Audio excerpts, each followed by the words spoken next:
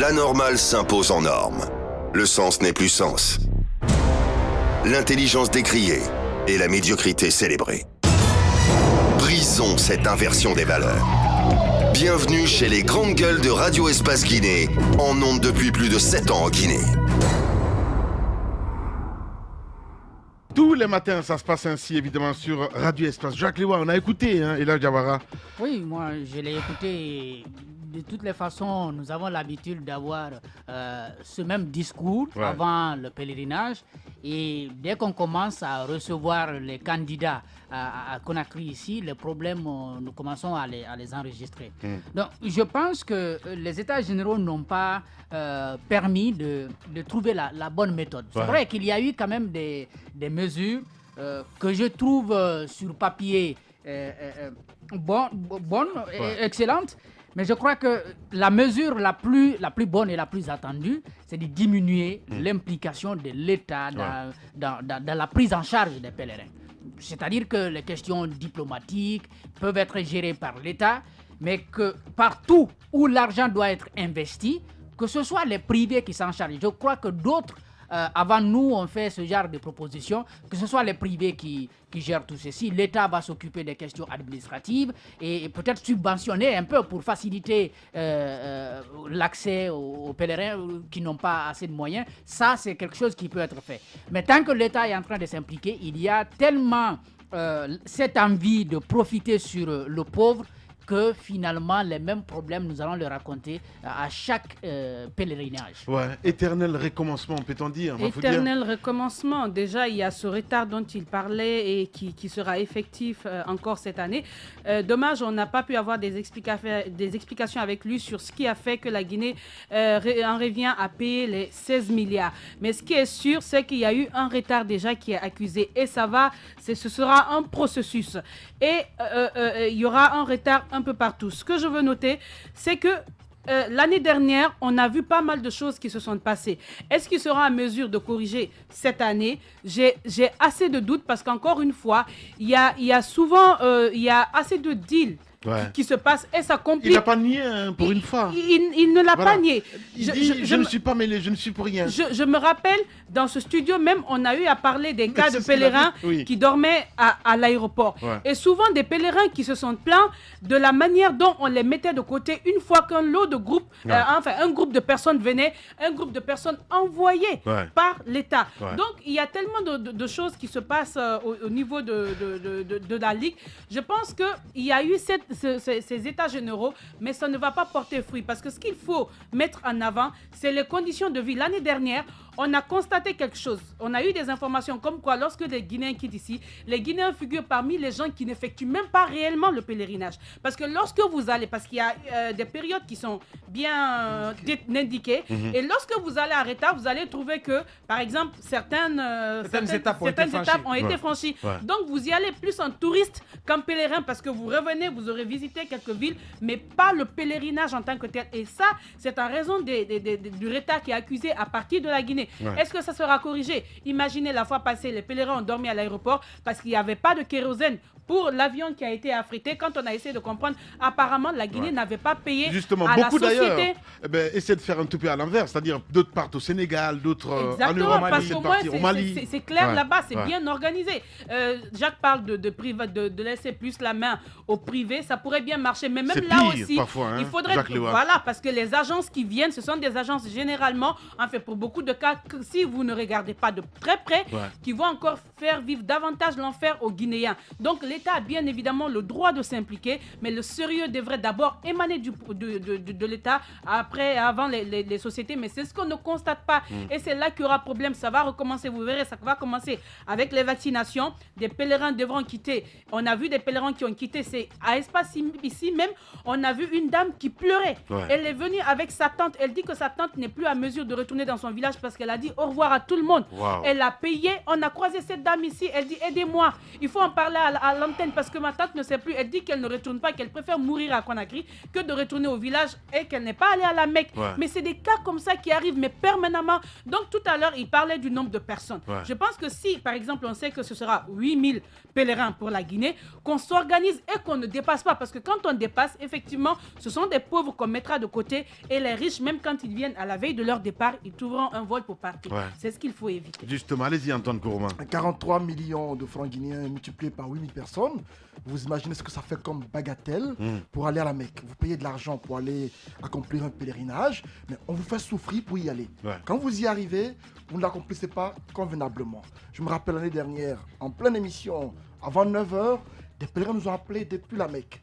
Il y a eu prolongement par rapport à leur départ.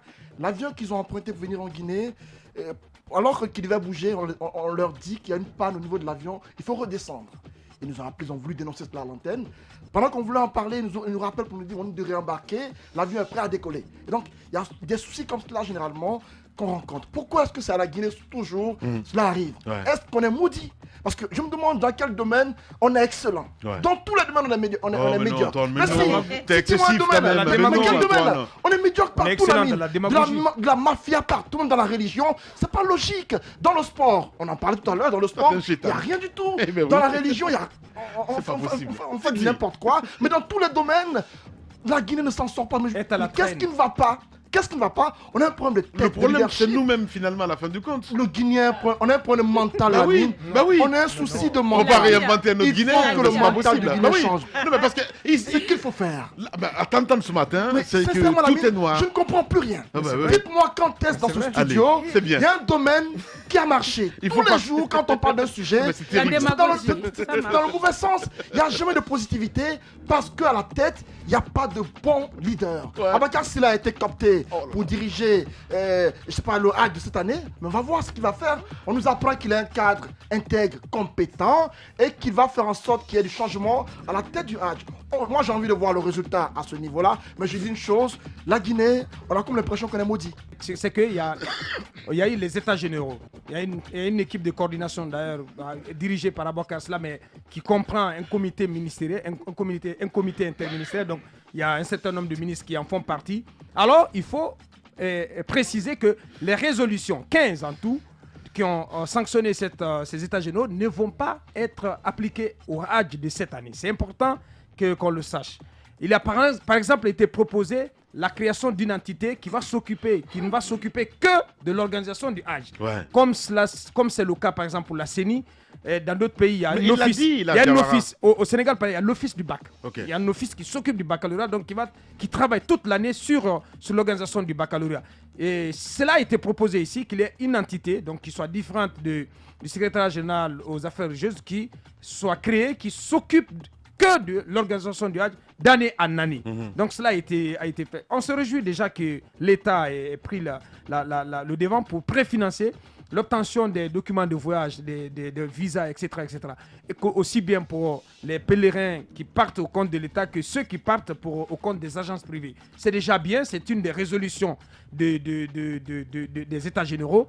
Mais en gros, c'est que moi aujourd'hui, je plaiderais pour un audit complet du processus du Hajj, du processus de l'organisation du Hajj, de la période du CNDD jusqu'à maintenant, parce que de bout en bout, ça a été un échec, ça a été donc beaucoup de difficultés. Il faut auditer tout cela pour en comprendre les insuffisances, les difficultés, les imperfections et pour apporter des mesures correctives. C'est à cela seulement que c'est seulement de cette façon qu'on peut corriger le tir. Sinon, c'est le même pilotage à vue. Il y a beaucoup de non-dits, hein, franchement. Au nom d'Allah. Mais la mafia au nom d'Allah, on insiste là-dessus parce qu'il faut qu'on tire au clair cette affaire de 16 milliards d'ardoises. Bien. Tout homme qui fera profession de rechercher la vérité et de la dire sera toujours odieux à celui qui exercera l'autorité. Condorcet. Bienvenue chez les GG sur Radio Espace Guinée. Tout sur les dessous toute l'actu. Ici, l'actu rime avec liberté de ton sur Radio Espace. On en vient à vos réactions, évidemment, beaucoup de réactions ce matin avec les auditeurs. On part avec Lucie, voilà, sur le 657 39 13 13. Tafsir BCA, cher Guinéen, n'oubliez pas que vos paroles allant pour ou contre une nouvelle constitution, un troisième mandat, ont le pouvoir de détruire notre pays ou d'ouvrir des profondes douleurs aux Guinéens et vous serez responsable. Choisissez donc vos paroles avec précaution. Sachez que pour le bon, le pouvoir se trouve dans les mains de Dieu. Ne soyez pas si pressés de condamner donc nos dirigeants, n'agissant pas comme vous le voulez ou ne pensant pas comme vous le voulez. Donc voilà, c'est BCA qui nous envoie ce message. On reste dans le sillage avec cet autre, évidemment. Bonjour les grandes gueules, c'est Diallo Abdoulrahim depuis Luxembourg. Forces de l'ordre guinéen ont l'habitude de brutaliser donc les populations guinéennes. Il s'est décidé donc comme des maîtres. Je comprends pas du tout ce qu'il voulait dire. Voilà, je suis entièrement d'accord avec Antoine. Il n'y a rien qui marche chez nous. Dans tous les domaines, il veut dire, c'est vraiment regrettable. Il nous écoute du côté de Luxembourg. Le bon pèlerinage est mort en Guinée avec le régime du général Lansana Conté. Donnons le pays à son homme de confiance. Eh bien voilà. Il est là, voilà, il dit donnons le pays à son homme de confiance, c'est Loudanen Diallo, c'est Maki de Dar es Salaam, un UFDGiste convaincu. Allez, Titi, on va aller avec le SLEG ce matin, mon cher ami Titi. Ouais, le SLEG avec Antoine. C'est chaud, hein? C'est très chaud. Ça ressemble quand même à un camouflet. Bizarrement, Abakar Souma qui ne veut pas parler. Pas du tout. Il ne parlera Pour pas. une première, ça je n'ai pas compris. La lettre qui lui est adressée Ouais. est très directe. C'est une vérité crue qui a été dite dans la lettre, mais n'est pas du tout courtoise. Ouais. La lettre n'est pas courtoise, parce qu'on dit clairement à Abakar Souma que sa cotisation qu'il a emmenée pour au compte de l'IE, pour le compte du SLEG, n'est pas recevable. Il parlait de quelle entité ce matin? Allez, pardon, excusez-moi. Allez-y. Allez-y, non. Sa Parce qu'on l'a eu ce matin cotisation au téléphone. n'est Allez-y. pas recevable Ouais. parce que ça a été déjà payé par le SLEG reconnu par l'IE. Le SLEG reconnu par l'IE est celui de Kadiatou Ba. Et selon ce que dit la lettre, selon son contenu, il semble que le SLEG d'Abakar Souma ne soit pas reconnu par l'IE et qu'il serait un SLEG dissident. C'est le terme employé par le secrétaire général de l'IE qui estime que Abakar Souma non seulement n'est pas reconnu par son entité, mais en Guinée, n'est pas légalement le SLEG qui doit représenter l'éducation. C'est-à-dire il est dissident et donc il lui reconnaît le fait qu'il lutte pour la cause des enseignants, ce qui est normal, mais lutter au sein d'un organe, d'une entité qui représente l'IE, cela a été rejeté. Dans la lettre, pour clore, ils estiment qu'ils ne peuvent pas pour l'instant envoyer d'émissaires en Guinée pour intervenir dans la situation en cours, parce qu'ils sont occupés au 8e congrès de l'IE qui aura lieu bientôt. Et donc, à Bangkok, ça estime, en résumé, il faut clairement indiquer que l'IE choisit son camp dans le conflit existant entre le SLEG version Kadiatou Ba et version Abakar Souma. Ils penchent pour Kadiatou Ba. Ils choisissent Kadiatou Ba qui, selon eux, est légalement constitué pour les représenter. Donc, j'ai envie d'écouter Abakar Souma sur la question, parce que récemment, On l'a appelé ce matin. lorsque Antoine. le conflit avec le pouvoir était en cours, ils ont apprécié l'intervention de l'IE à l'époque, qui avait l'air de les encourager ou de les soutenir dans leur action. Aujourd'hui, cette lettre démontre à suffisance qu'il y a un souci de l'égalité à leur niveau. Et donc, c'est important qu'on les écoute sur la question, parce qu'apparemment, de l'autre côté, on se réjouit de cette lettre. Ça vient, je dirais, clore le débat sur le plan international, mais à l'interne, la légitimité, on sait où ça se trouve, et c'est là où se trouve le problème. Allez-y, Moi, Titi. ce qui est Moi, quand c'est même- sidéré quand même. ce un qui est petit peu, relevé franchement. ce qui est relevé par David Edwards, qui est le secrétaire exécutif, je crois, de l'international de l'éducation, il dit, en fait, parce que le SLEG a voulu payer, le SLEG version Abakar Souma a voulu payer ses cotisations au compte de l'année 2019, sauf que ça a été rejeté, et le motif est que le secrétaire de l'IE explique que ils ont préalablement et déjà, conformément à la demande qui a été adressée au SLEG, qui est la version de Kadiatou Ba, donc cette cotisation a déjà été payée. Et il rappelle que c'est le SLEG de Kadiatou Souma donc, qui est reconnu et qui, comme par le passé, comme d'habitude d'ailleurs, paye chaque année cette même cotisation à partir d'un compte bancaire qui est identifié au niveau de l'international de l'éducation. Ok. Donc, ça veut dire que si vous passez par un autre compte qui n'est pas celui qui est certifié au niveau de l'international de l'éducation, votre cotisation n'est tout simplement pas recevable. C'est pas ce qu'il nous a dit ce matin. Qu'est-ce que cela veut dire? Parce que j'explique ce qui est à l'intérieur du courrier. Ce que cela veut dire, c'est que le compte bancaire officiel du SLEC est détenu en ce moment par le groupe de Kader Touba. C'est ce qui apparaît clairement, parce que c'est à partir de ce compte que le SLEC verse chaque année ses cotisations. Et c'est ce compte-là qui est reconnu au niveau du Bureau de l'International de l'Éducation. Ce compte a été utilisé par Kader Touba et compagnie pour payer la cotisation, et c'est ce qui est reconnu, c'est ce qui est légal aux yeux de l'International de l'Éducation. Allez, on va prolonger le débat à midi avec Espace Première pour vous, mesdames et messieurs. Merci à Mamoudou Kondé à la réalisation. Prince Diallo, merci à vous tous. Demain, on se retrouve pour un autre numéro.